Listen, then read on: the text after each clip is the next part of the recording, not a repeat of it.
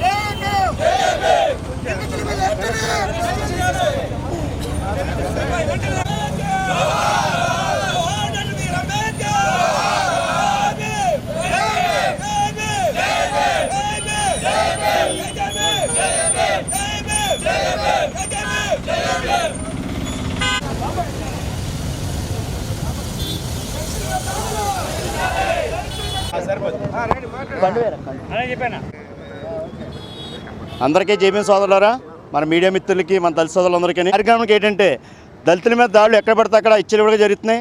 ఈ దాడిని ఖండించాలని చెప్పేసి ప్రభుత్వం దళితులకి రక్షణ కల్పించాలని చెప్పేసి మా డిమాండు.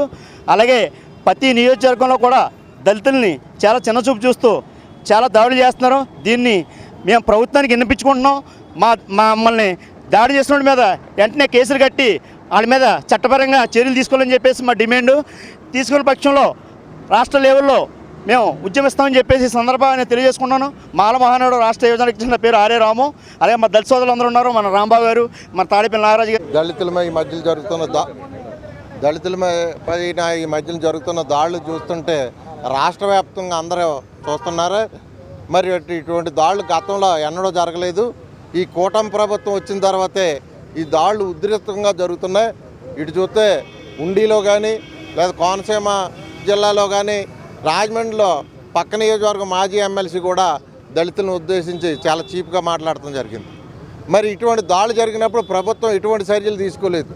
రెడ్ బుక్ అనే ఒక నినాదంతో వాళ్ళ మీద జరిగే వాళ్ళకి వ్యతిరేకంగా ఉన్న దాని గురించే వాళ్ళకి గట్టిగా పనిచేస్తున్నారు తప్ప దళితులకు న్యాయం చేస్తామని, దళితులను కాపాడుతామని, దళితులకు ఎటువంటి జరిగినా మేదని చెప్పేసిన నాయకులు ఒక్కడ కూడా దీని గురించి మాట్లాడతలేదు.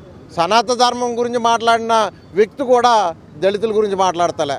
ఇవాళ స్వయం ప్రతిపత్తికెళ్ళిన సుప్రీంకోర్టే దళితులకు అన్యాయం చేస్తుంది.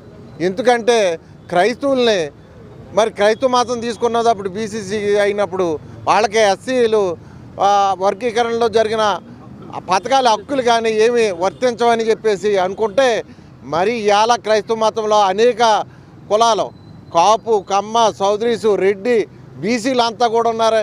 మరి ఆ పాస్టర్లు ఉన్నారు, బిషప్లు ఉన్నారు, వీళ్ళందరికీ కూడా వర్తిస్తున్నాయే. మరి ఎస్సీలకి ఎందుకు వర్తించదు? కులం మీద చేసి ఇన్ని కులాలు ఉన్నదప్పుడు ఏ కులానికి కూడా అటువంటి లేనిది ఒక ఎస్సీల మీదే పెడతామన్నదంటే చాలా అన్యాయమైన పనిది. సుప్రీంకోర్టే మాకు న్యాయం చేయనప్పుడు ఇంకెవరు చేస్తారు దీనికి?